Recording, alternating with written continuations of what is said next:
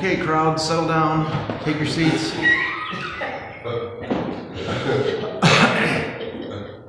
Particularly sparse this morning. I don't know, there must be something important going on. Maybe everybody's getting ready for St. Patrick's Day. Time change. Time change, that's right. And I was going to say, I put a thing on Facebook from Yoda, a quote from Yoda about showing up. But if you do show up late for church an hour, we'll have it all on tape. We'll just play it for you again. So don't let that stop. And join us for coffee. And you're still, you can come for coffee and donuts before church. Welcome to First Universalist Church in New Madison. Glad to have you with us today. We have a guest speaker. We've been searching high and low and finally found somebody that would do it for us.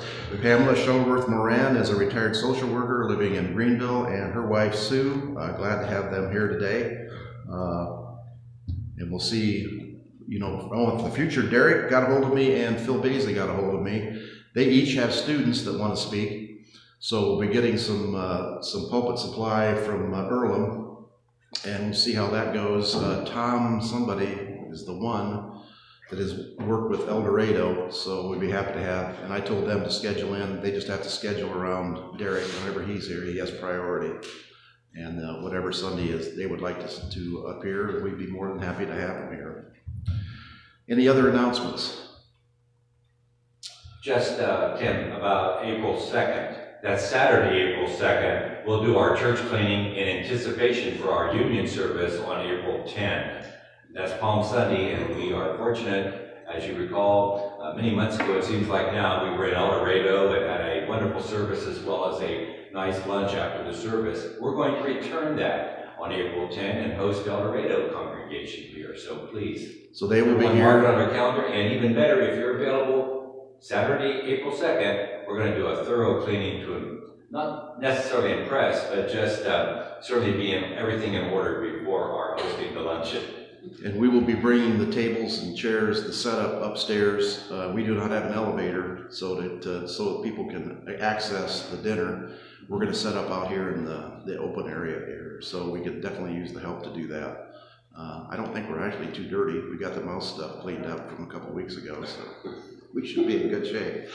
And Derek will be preaching that Sunday, and that's the Sunday that El Dorado Unitarian Universalist is invited to join with us. So let's see. St. Patrick's Day is Thursday. Everything today is St. Patrick's music, but the service does not revolve around St. Patrick's. It revolves around the rainbow flag, and we're happy to try to create support and create some openness in Darke County and some acceptance for the LGBTQ, whatever. I never get the letters right, so we're continually working for that. Let's see. I think that's all of our announcements. Our prelude is, where did my paper go? Star of the County Down, traditional Irish melody.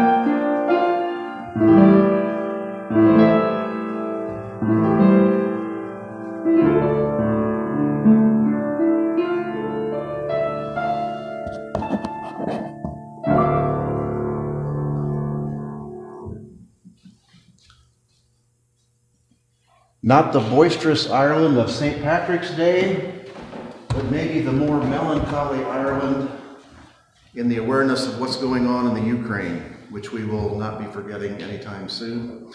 That is our slide background. Does anybody get the significance of our first slide? That is the flag. Yes, the Ukrainian flag, the gold and blue of Ukraine. And if you probably can't see the pupil of the eye from here with the tear, but that's a picture of the cathedral in Kiev. So, and as I try to do every Sunday, I either pick a stupid quote that makes no sense or is embarrassing, or I'll give you a quote that's a little more interesting. This is a quote from Doctor Who in 1977. You know, the very powerful and the very stupid have one thing in common. They don't alter their views to fit the facts. They alter the facts to fit their views. So let's keep that in mind and try to be the former as opposed to the latter. Okay, our opening hymn, or chalice lighting, is 450 in your hymnal.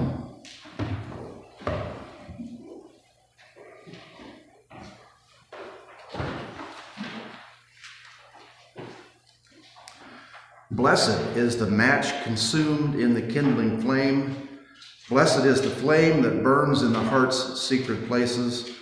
Blessed is the heart with strength to stop its beating for honor's sake. Blessed is the match consumed in the kindling flame. That's by Hannah Sanish. And our opening hymn is number 10, Immortal Love, another ancient Irish melody.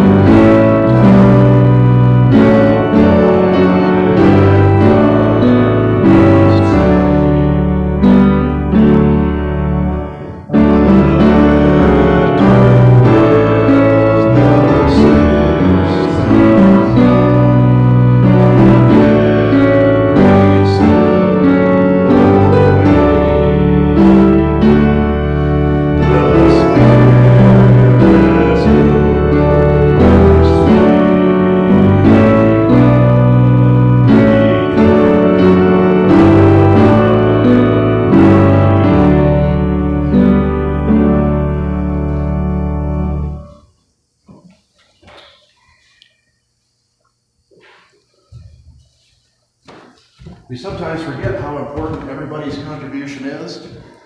We're missing Kenny this morning. He's usually the one switching the camera around. So, children's story. This is Pride, the story of Harvey Milk and the rainbow flag. I did not realize the rainbow flag hadn't been in existence for a long time. It was actually created by Harvey Milk in the 70s. I tried to find a rainbow flag for a tie to wear today. They're pretty scarce in Dark County. And I'm too cheap to order one from the internet, so if anybody sees one at a Goodwill somewhere or a salvage thing, pick it up and I'll pay you for it as long as it's not over $5.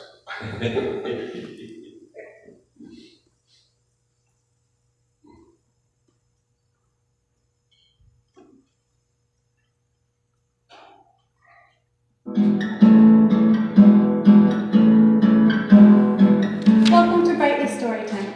I'm Miss Linda. Today, we're going to read a story about love. Sometimes, girls love girls, and boys love boys.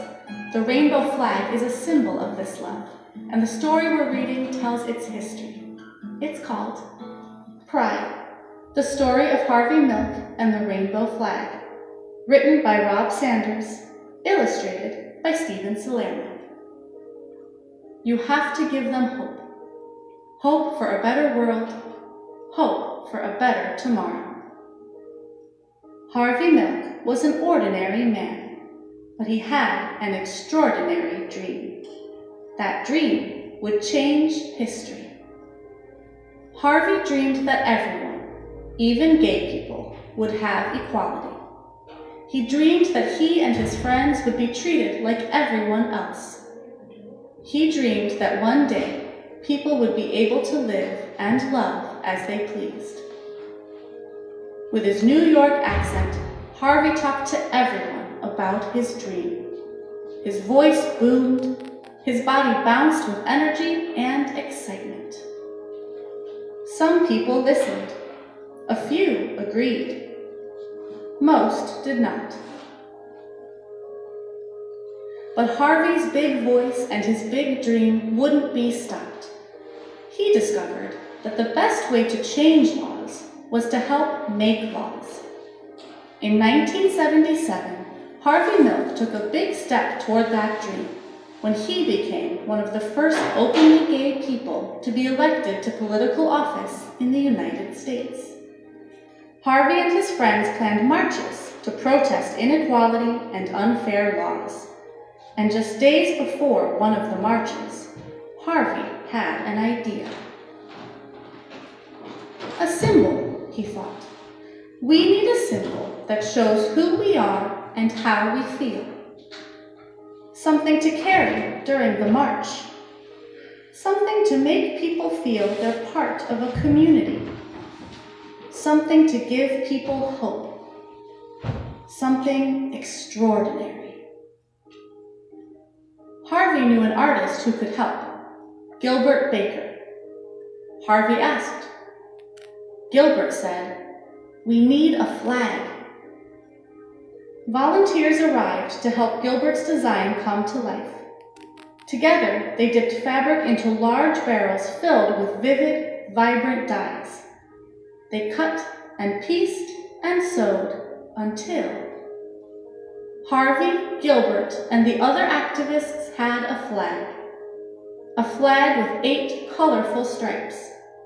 A flag that Harvey hoped would give hope. On June 25, 1978, when it was time for the march, a breeze stirred in San Francisco. The flag unfurled. Rights are won only by those who make their voices heard. The wind blew. The flag fluttered, flapped, and flew. A rainbow, as bright and unique as the men and women who walked behind it, led the march. Harvey and the people asked for equality. They asked to be treated like everyone else. They asked to live and love as they pleased. They hoped the march would make a difference. Harvey was proud of the flag. and proud of himself. He hoped others could be proud too. 5 months later, on the morning of November 27, 1978, Harvey and the mayor of San Francisco, George Moscone, were assassinated. Their lives were taken by a man who did not think like Harvey, or feel like him, or love like him. The flag did not fly on that dark, sad night. Instead, thousands and thousands of people marched silently, carrying candles. The candlelight wove through the streets of San Francisco, up and down hills and around city buildings. A mile of glowing candlelight in honor of 2 lives lost. That could have been the end of Harvey's dream and the colorful flag. But it wasn't. More rainbow flags were created. Some of the colors changed. 8 stripes became 6 stripes. But the meaning of the flag did not change. It was a flag of equality. More and more people began to think of the flag as their flag. They began to feel pride. They began to have hope. In 1994, Gilbert Baker designed another rainbow flag. This one was larger than all the rest. Women and men, side by side, carried the flag. A proud, mile-long rainbow floating through New York City. The flag wove through the streets, up and down avenues and boulevards and around city buildings. The people demanded equality. They demanded to be treated like everyone else. They demanded to live and love as they pleased. They were proud. They had hope. They would make a difference.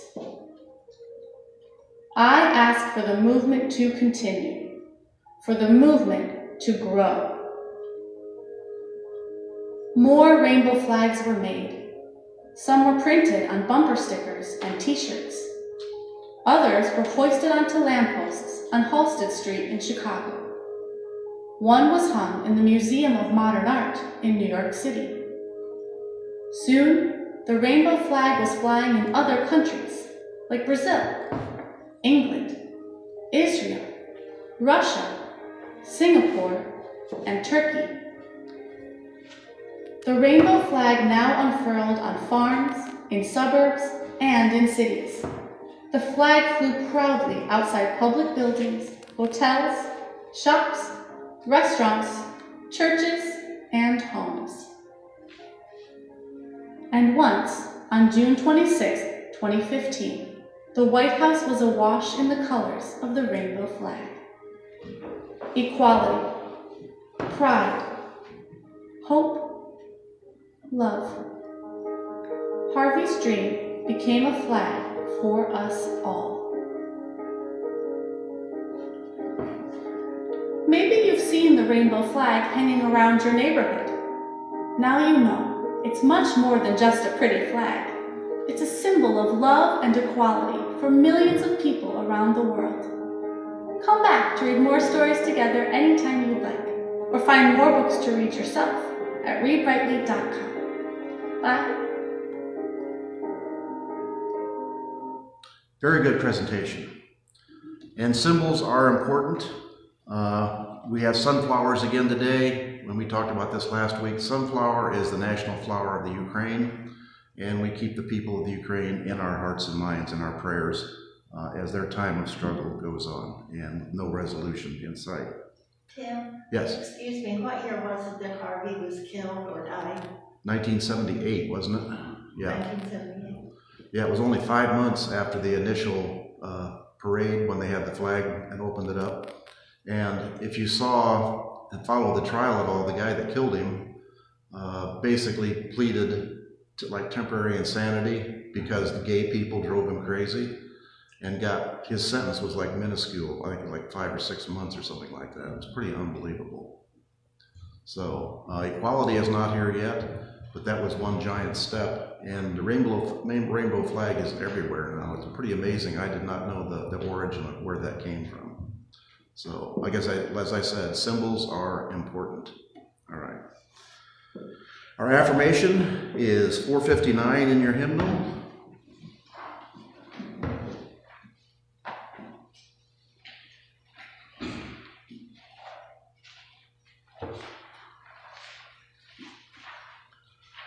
This is the mission of our faith, to teach the fragile art of hospitality, to revere both the critical mind and the generous heart, to prove that diversity need not mean divisiveness, and to witness to all that we must hold the whole world in our hands.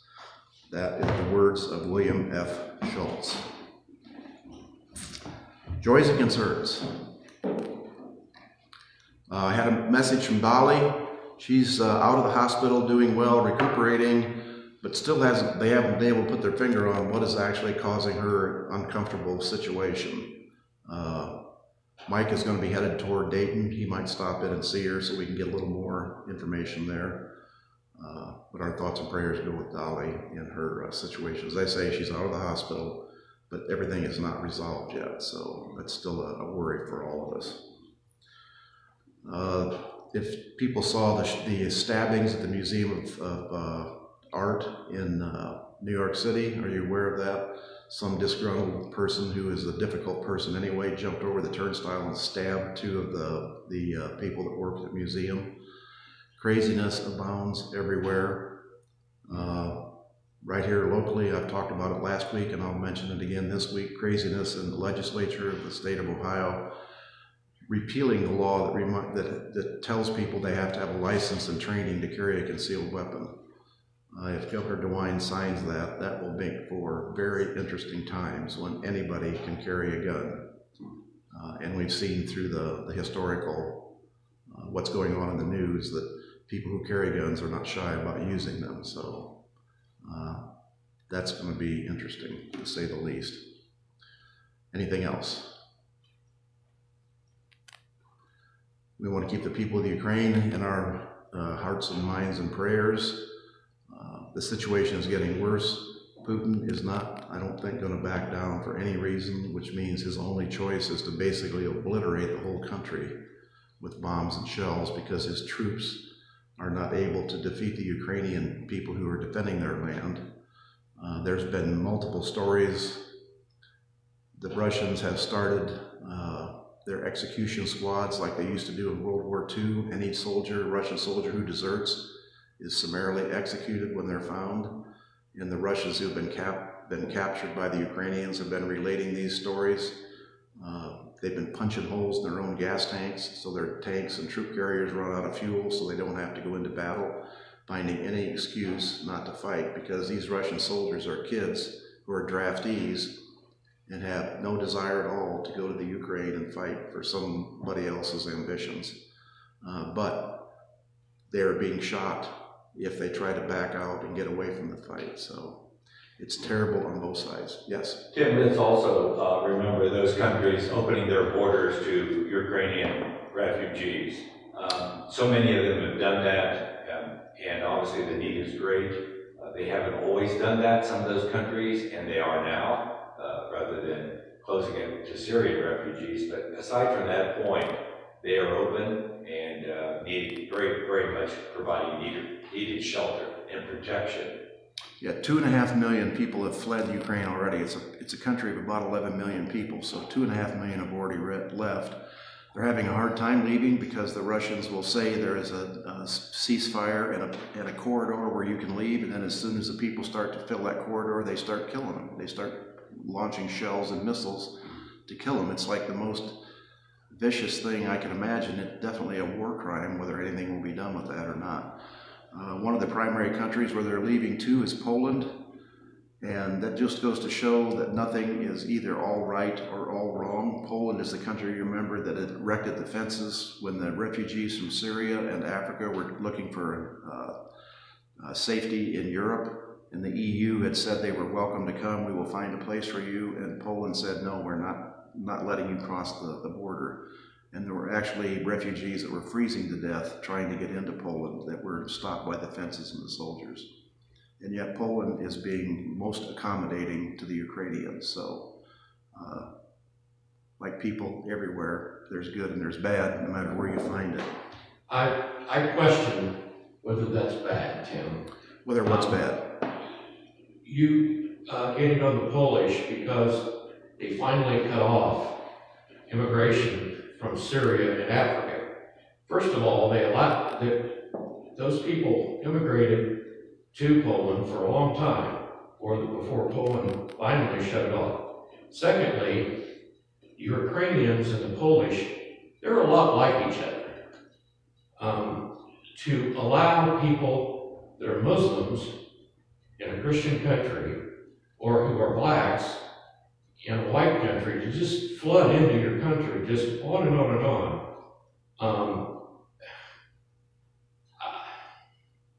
I'm not saying it's virtuous, but I'm saying it's not wrong. And I know from studying philosophy in college, because I have a bachelor's degree in philosophy, ethics is a very complicated, complex thing. But I would say that it would have been virtuous for the Polish to continue to let those people flood into their country. But was it wrong for them to stop them finally? I think that's a little bit too judgmental of the Polish. But that's just my rebuttal to your saying that it was wrong for them to cut them off. And we want everybody's opinion and welcome everybody's opinion. 2 points. One, the people were not stopping in Poland. Poland was merely a transit point. They were going on to France, Denmark, Sweden, Great Britain, Italy. They were not stopping in Poland. So it's not like the Poles had to settle everybody there. They just had to let them through. The second thing is that's the same argument we hear, like the southern border, if people are trying to escape persecution in Guatemala or Honduras or Mexico or any other country. And that's what we come back to once again is, are we all members of the same tribe, or are we just friends with our own particular tribe? If they look like us and talk like us, they are welcome to come in and we are neighbors to them. If they don't look like us and don't talk like us, then we feel free to fence them out. I think progress eventually will hopefully get us to the point where we were all treated equal. As Harvey Milk would say, we're all brothers and sisters. And if you use the human intelligence and the human ability to figure out things, we can find a way to make the refugees find a place for them where they will not cause trouble, where they will not be a burden to the society. There are answers to all these things. The simple answer is always no, build a fence.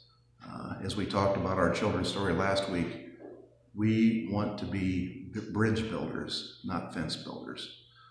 And you can't do anything without any control. I'm not saying just let anybody go anywhere that they want and do anything they want. Obviously, I don't want people carrying guns all over the state of Ohio. I think there need to be rules. So, but... Just yes. In rebuttal to your rebuttal, first of all, passing through Poland doesn't mean that quite a few of those people wouldn't have stopped in Poland. Secondly, in response to your talking about the border, when you have sovereign nations, then you don't have an open border. And sovereignty is a very important concept in political science. So people that come here illegally should not be allowed to stay. They're breaking our laws, they have no respect for our laws, they can get a green card, they can become a citizen, but they don't, if they're here illegally, they don't belong here. So there's a rebuttal to your rebuttal. Yes, and nobody's advocating open borders. Everybody's saying that they need to get an application for asylum and they need to be heard by a judge for asylum. The question is, what do you do with them in the meantime? Many of them are allowed to go to their family or friends in the United States, and then they come when their court hearing is called, they come to the court hearing and attend the court hearing. They are following the law as it says. The previous administration tried to send them all back to Mexico, and the conditions there were terrible conditions. So once again, it's an appeal to your humanity, basically how you treat people. And let me say, nobody's advocating no laws, nobody's advocating no borders. They're just advocating a rational border. We can talk about the fence that has been erected. It's been crossed thousands and thousands of times. Ladders have been seen set up against it. Holes have been cut through it. The fence is one of those things that's a symbol. It's kind of like the rainbow flag, only the opposite. It's a symbol of the closing off of our country to anyone else. But it doesn't work. It's expensive. It's a boondoggle. The companies that build the fence make millions and millions of dollars. But it's no more effective than having the border guards with cameras and infrared and drones watching the border. Anything? I'll wait till later. Okay. Speaking of later, donuts. We still have some nice donuts left from last week with green sprinkles on them for St. Patrick's Day. And I actually found more donuts on sale at Kroger, so we have an extra amount of donuts and coffee for after church. All right. I guess I'm forgetting to light candles again. A candle for Ukraine. A candle for those people who are oppressed, no matter where they are. A candle for those people who need help and support, and a special candle for Dolly. We hope that her situation improves, and if there's anything we can do, please let us know. All right, our message, Living Honestly by Pamela Shuttleworth Moran. We welcome her. She lives in Greenville, retired social service person, social worker, and she will give you a little more background than what I am.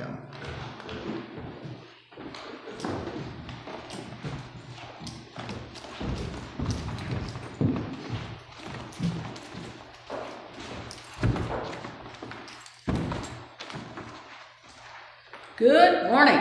Good morning. When I get nervous, I used to take my glasses off so I couldn't see people. However, that doesn't work anymore because I've had cataract surgery. My name is Pamela Shuttleworth Moran. I am a retired social worker, born and raised here in the dark side.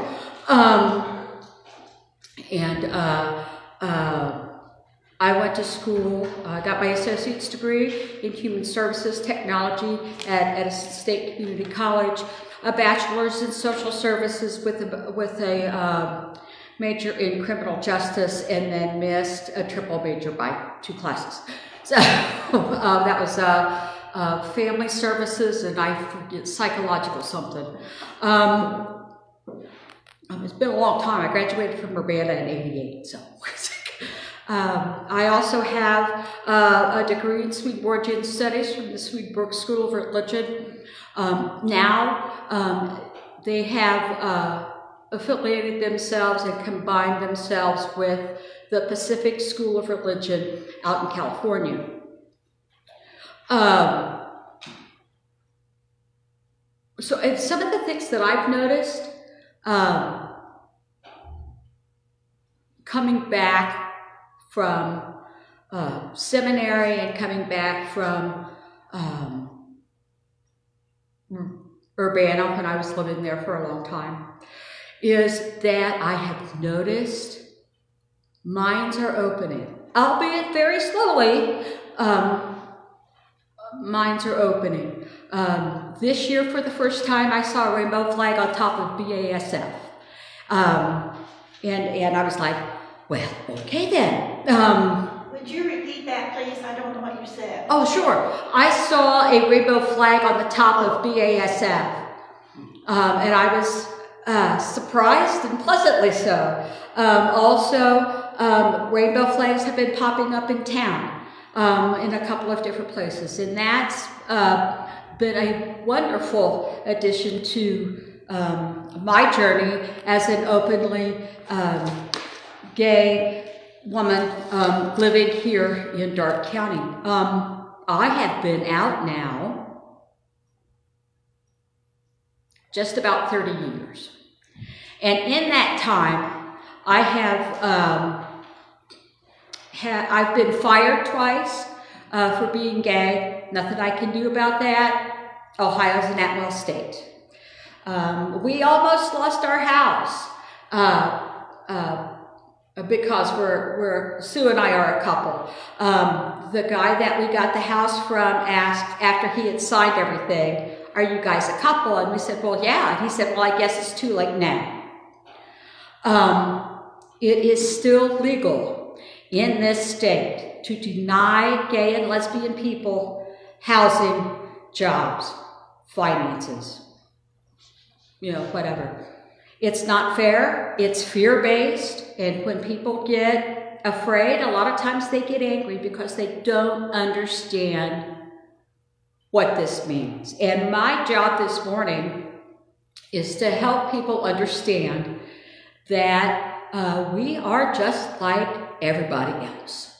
We have, Sue and I have 3 grandchildren. We worry about finances and mortgage and mowing the yard and, just all of those everyday things that everybody else deals with. We are not different, although we love differently. And that's the only difference. And why should we be singled out for that? It is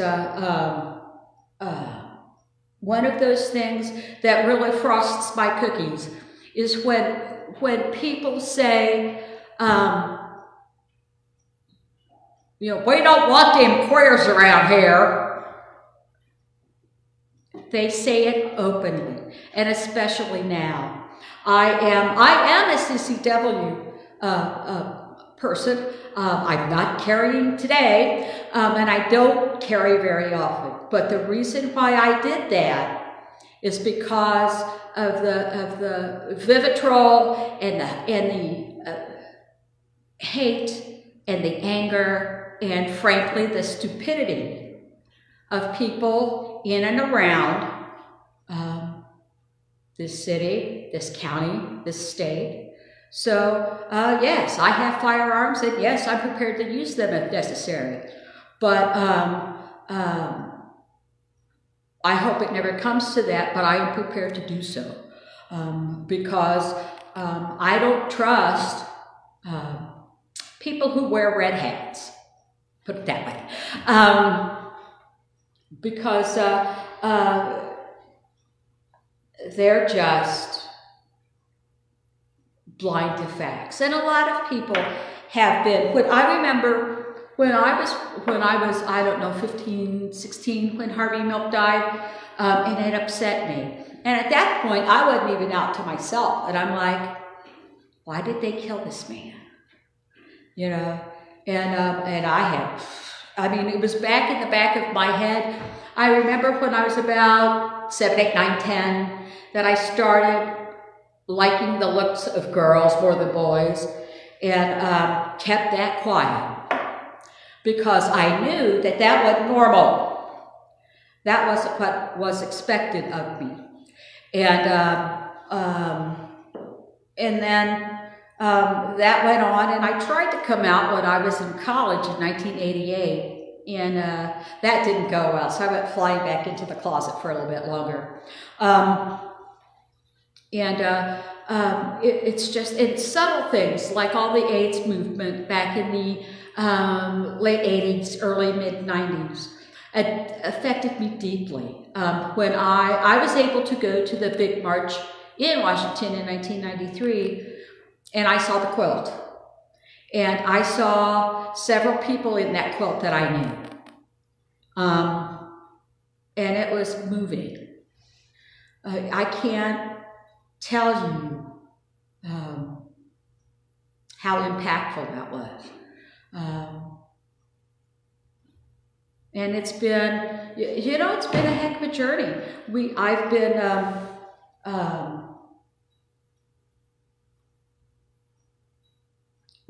one of my exes left me $120,000 in debt.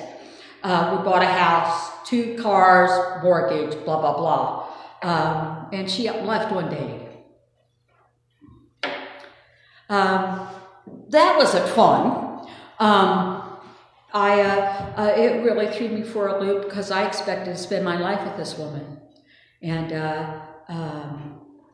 that didn't, I mean, it really messed with me to the point where I've primarily worked with alcoholics and drug addicts with comorbid mental illness. And that's been kind of my focus because those are my people. Besides, you know, the gay community. Every time I've been to a march, every time I've been to a women's festival, it has been uplifting and empowering because everybody there is on the same page. And it is a thing that I need to do every year or so just to get my batteries recharged, because it's difficult living in this county being openly gay. And there are people who are gay in this county that aren't out because they can't be for whatever reason. And I feel for them, because that was one of the reasons that I drank to the point of alcoholism. I was running from myself because what I was feeling I didn't think was normal and okay. So I tried to drink the gay away, and that didn't help.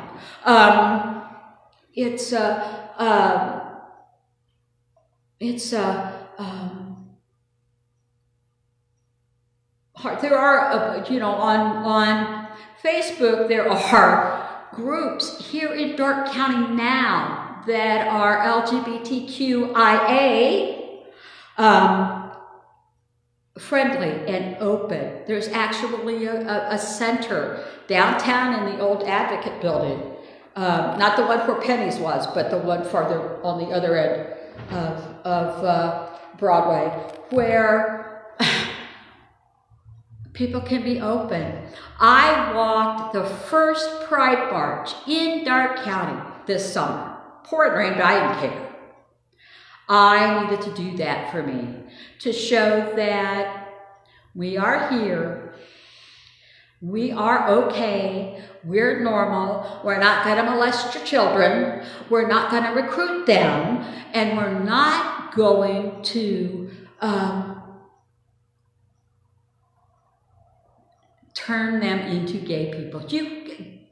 Homosexuality is not contagious.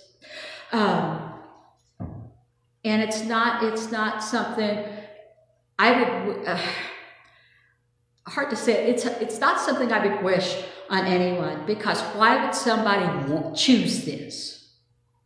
You know, why would somebody choose to be ostracized, discriminated against, possibly killed, certainly injured, just because that we love differently? I read in a book several years ago when I was first coming out, because I'm a big nerd, so I read everything I could on homosexuality and being gay and being lesbian. And so I could figure out what it meant for me to be lesbian and how I could live in the world, especially living in a deep red county, in a deep red state, and be comfortable. And it's a journey. It's, for the first time, some fool in a seed company truck blocked me in the parking lot at Rural King. And I was ready just up. And then I thought, I need to stop. And so I just waited till the person in front of me pulled out, that I pulled out that way. I was not happy, and I seriously thought about going into the Hardee's parking lot and giving him a piece of my mind. However, I don't want to get in a battle of wits with unarmed people. That's just not fair.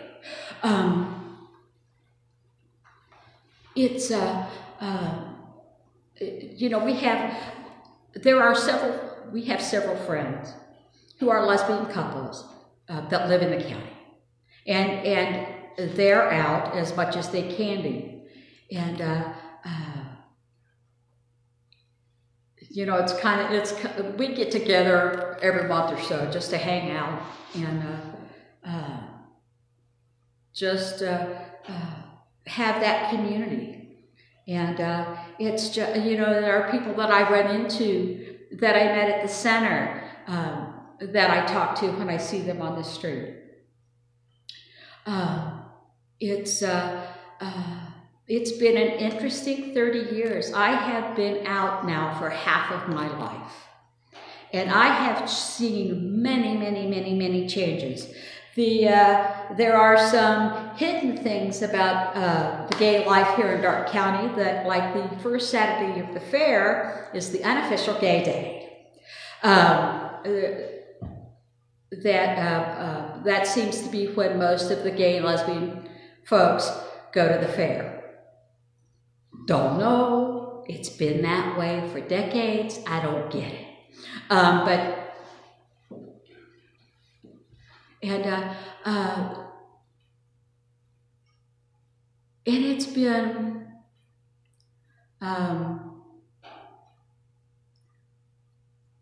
and I'm going to bounce around a lot between when I first came out and now, just because sometimes that's how I roll. I remember when I first came out to myself, how quiet it was inside. And I had to listen to that silence. Because finally there was peace in my life. So I came out to my dog, and she loved me anyway. So I figured, okay, I could do this. And I came out to my mom after I was already in a relationship, because at the time I was living in Urbana and she was living in Greenville. So I didn't,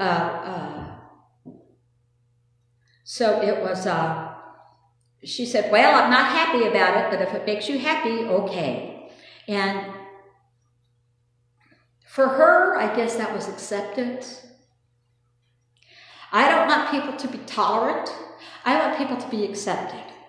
Because the difference between tolerance and acceptance is that tolerance means you put up with something.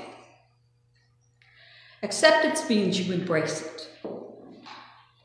And, or at least that's been my case in my world. This is only from my perspective. This certainly isn't a universal journey. One thing I do want to say is that every time I started a job, every time I went to a church, every time I saw people, I had to come out all over again. It's not a one-time thing. It's an ongoing process, because to maintain my safety and sanity, I have to evaluate where they are to see if I could be fully open with them. And I got fired once at a facility working with abused and battered women that had a specific anti-discrimination policy for gay, for LGBT folks. Nothing I could do. And they fought me on the unemployment. So the guy that I talked to in Columbus, he said, I think you're right, and we're going to give you your unemployment. Because I said, I think I got fired because I'm gay. Because they didn't give me any reason. And so he talked with them, and he said, I think you're right. So your unemployment will begin. And there was some satisfaction in that. But it's also quite sad that this is 2022, and people in this state can still lose their job because of who they love. It's not right. It's not right that we can lose housing because of who we love. And in order for us to live honestly, we have to live openly. And to live openly means the consequences that we face cannot be any more than what anybody else would face. We don't want special rights. We want the same rights that everybody has and that everybody takes for granted. It was the first time Sue and I filed our income taxes as a married filing joint couple. It was like, yeah.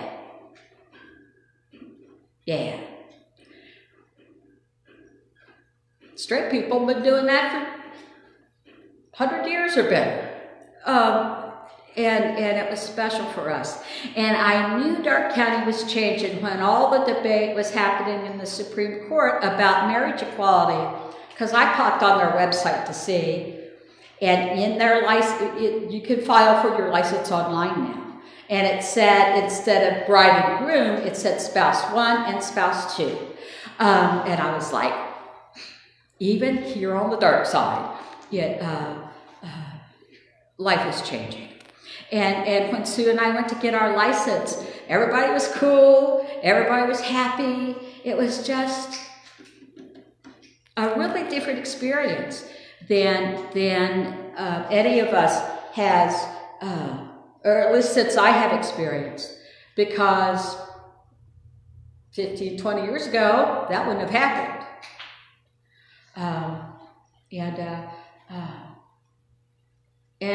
My fear is that would go away. With the current court, and if a certain political party gets back in power, that our rights will again be threatened. And they are still. There are bills in this house, in the House here in Columbus, to stifle some equality measures, especially for housing and adoption and finances. So when Sue and I got a mortgage through Rocket Mortgage, because they're gay friendly and they're open, and have you all had to look for a mortgage company that was straight friendly? No, I don't think so. Those are some of the steps that I face every day, that Sue faces every day, and yet I drive around town with a gate-up car because I'm like, bring it. I'm tired of living that far. I was that far in the closet, I didn't mark my vehicles any special way so that I wouldn't be targeted. And now I'm like, I'm turning 60, bring it. And it's, and I think about that, and I'm like, when is this going to stop? When will we be able to be like anybody else, to live like anybody else, without the fear of losing our jobs, or losing an income, or having our pets killed, or having our cars vandalized, tires slashed. That hasn't happened to me yet. But there's a reason I have weapons.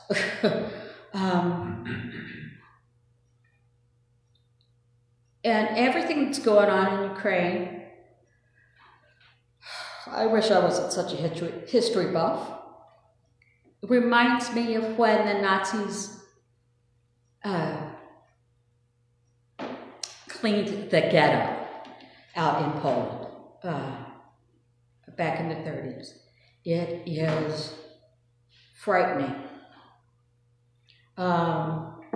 because that same sentiment is here for people like me.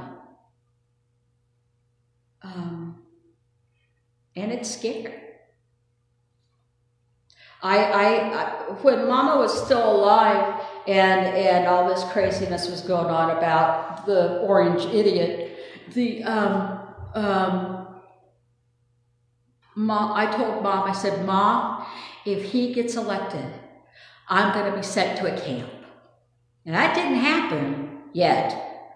But certainly that's one of the things that I think about all the time because of where this country is at the moment.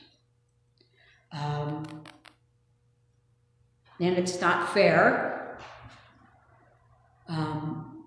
Some may think it's being overdramatic, but for people who said it can't happen here, they said the same thing in Germany in 1936 and 1939.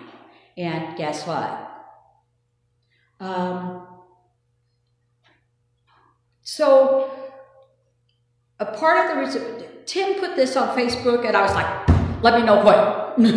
As soon as I saw it, he probably knew where they got his fingers off the keyboard, that I wanted to do this. And part of the reason is I am so passionate about witnessing that the LGBTQ community is just like everybody else. I read in a book when I was first coming out, this is what I'm going to circle back around, that said, instead of saying we love differently, say that we're a variation on nature's theme, which I kind of like. That was kind of cool. And I often use self-deprecating humor when I give talks, just because a lot of people don't know what to say, so they say nothing. And I welcome questions. I told Tim that I used to do spontaneous diversity training all the time when I was working at Walmart, when I was working at Sears, when I was working at inpatient chemical dependency, just, whenever, that people ask questions or said something homophobic. And I called them out on it.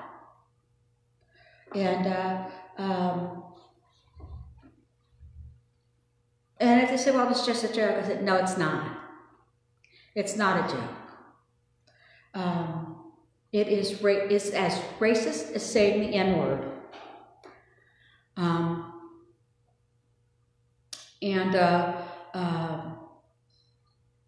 And I just don't candle to that. I have been, as a white woman in this county, I have been discriminated against because of who I love, not because of being a woman.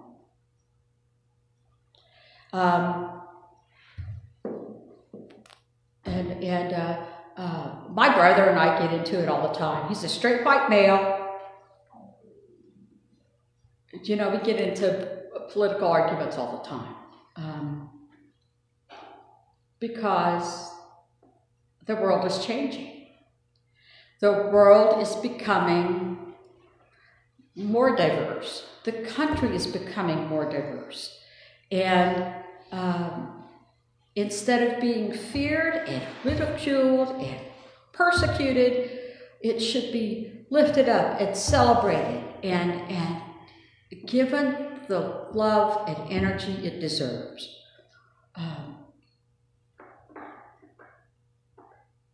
And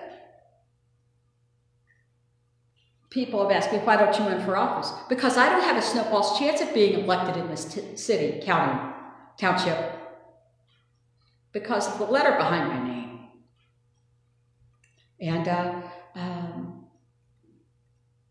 And not that they would make it easy for me if I were ever to get elected to city council or whatever, to try to help change it from the inside.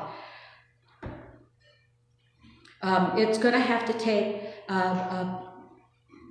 a straight person to do that. And that's what it took to get marriage equality.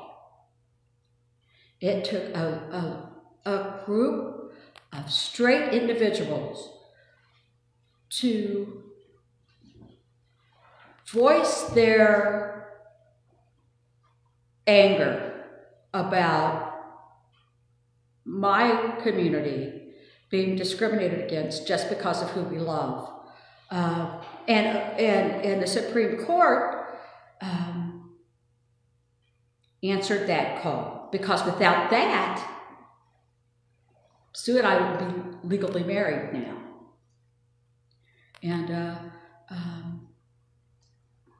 And it's been a blessing. I have done the weddings that I do. I am ordained in the Universal Life Church. But the weddings that I do in town are primarily for people who in the LGBTQ community here in the county, because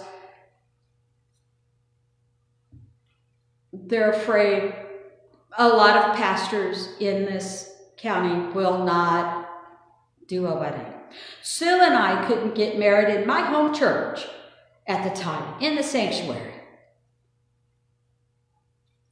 because homosexuality isn't within Christ's teaching. I'm like, really? What Bible are you reading? Oh, I don't know what I'm reading. Because that's what Jesus taught. To love everyone as you love yourself. He didn't stutter. He didn't say, unless they're gay, or Muslim, or Jewish, or, and Jesus is a Jew, or gay, or lepers, or whatever. It was just like real clear. Love thy neighbor.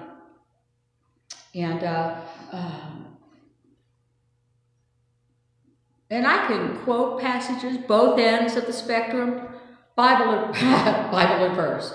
But what all that means is that that I know that book. That's all that means. And it's a book.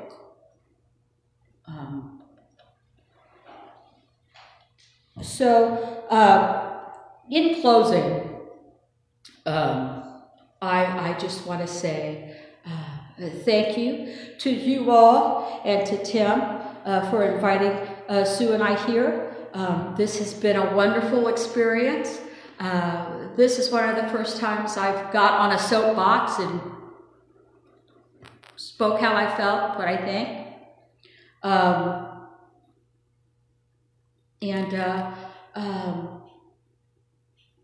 And it's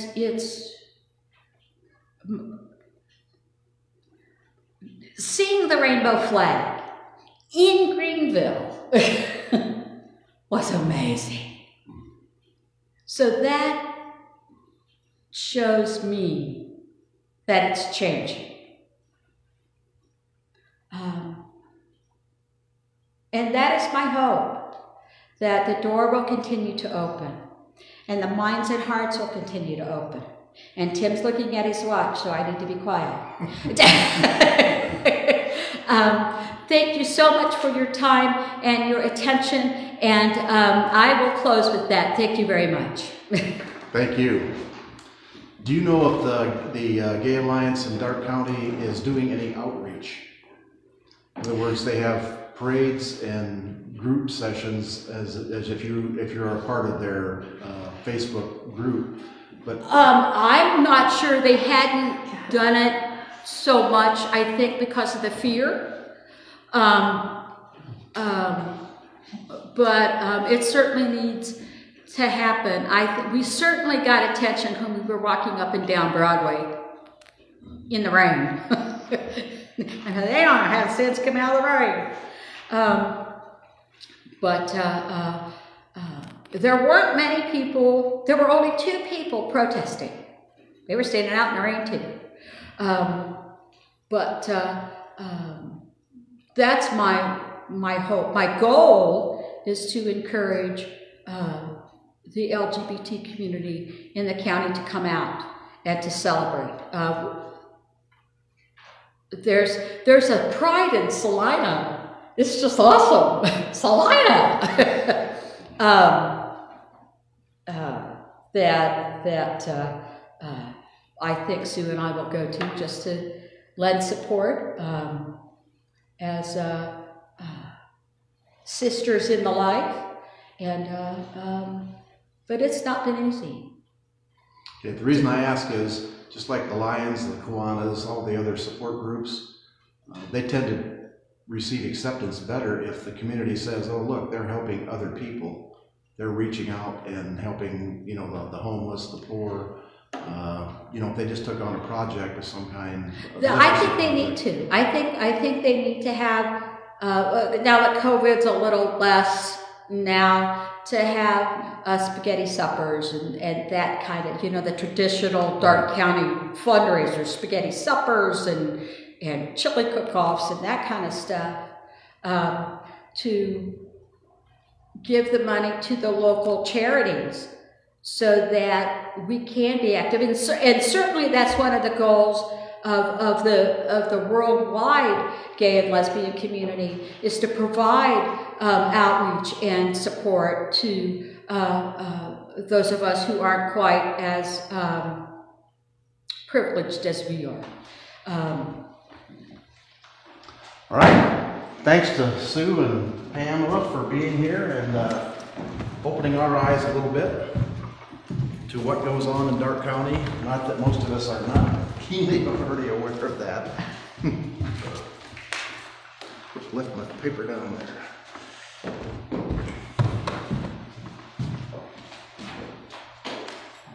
Our offering, as usual, if you need something, take it out.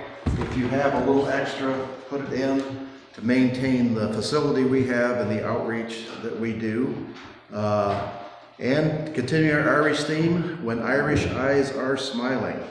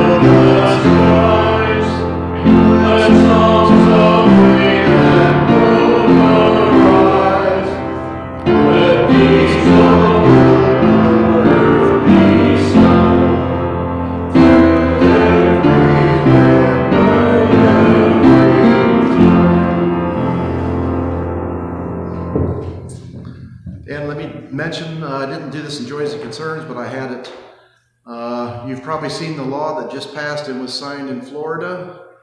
Don't say gay. That is also a proposal in Ohio. You cannot talk. Teachers in school cannot talk about homosexuality. They cannot expose the children to it because it's too dangerous. They also can't talk to them about racism in the United States. It is against the law to accuse someone of being even an unconscious racist. That is how far the laws are going, trying to legislate what people can say and can't say. So That's House Bill 237. It just had its third hearing. It's going to be soon going to a fourth hearing, and more than likely passed by 38 Republicans in the Ohio legislature. However, right now it's legislation, and it's about to head for its probably fourth and final hearing. So we're not far behind Florida, Alabama, Mississippi. It's kind of interesting seeing it. I've heard of global warming, and the warming edge is moving up. Obviously, the attitudes that go with it are moving up too. So Indiana and Ohio are almost as warm as Mississippi and Alabama and Florida. But we can all carry guns. What's that? All comments are welcome, no matter what. Our final hymn, our closing hymn, is 20 in your hymnal, Be Thou My Vision, another traditional Irish melody.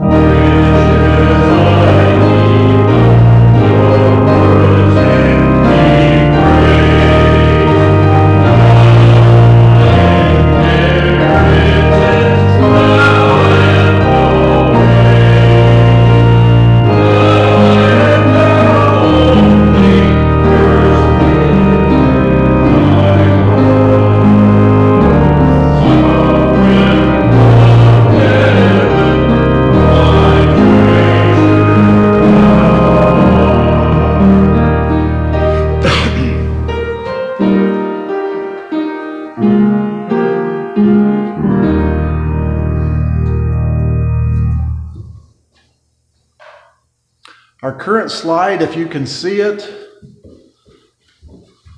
is a comment on perspective.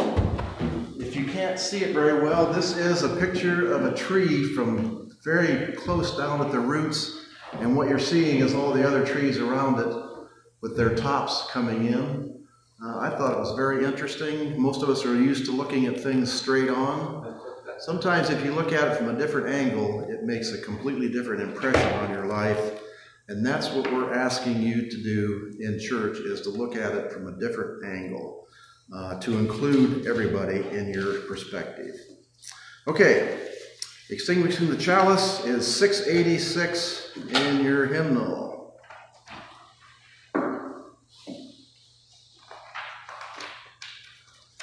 Feel free to do the responsive reading or not, as you wish.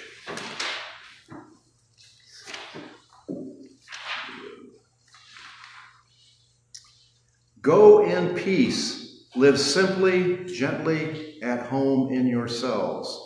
Act justly, speak justly. Remember the depth of your own compassion. Forget not your power in the days of your powerlessness. Do not desire to be wealthier than your peers, and stint not your hand of charity. Practice forbearance, speak the truth, or speak not.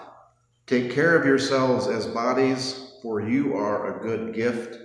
Crave peace for all people in the world, beginning with yourselves, and go as you go with the dream of that peace alive in your heart. Mark Bellatini. Words to live by. All right, our postlude is Danny Boy.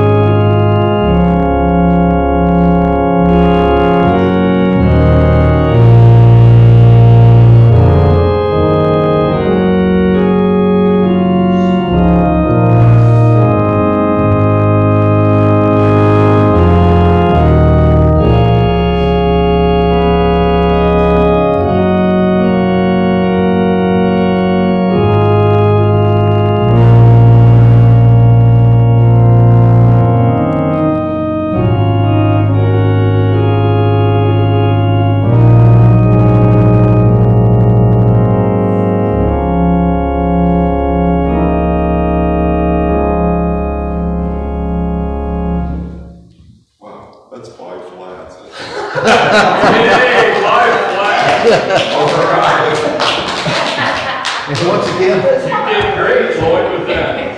another melancholy end. You know those Irish. So even though our music is a little melancholy, Irish days are coming. Enjoy the festivities, share it with everyone else, but behave yourself, for God's sake. All right, donuts and coffee in the back for those who wish. Be safe this week. I didn't mention it yet, but as I always do every week, the virus is not gone. You still need to wear your mask when you go to Walmart, Tractor Supply, Farm and Fleet. 90% of the people in Darke County do not wear masks. Only about 60% or 50% are actually vaccinated, which means they are passing it around to each other basically uncontrolled. This is not something to joke around with, folks. It is still very, very serious. All right, have a good week. If you need anything, let us know. No vaccine, I call that.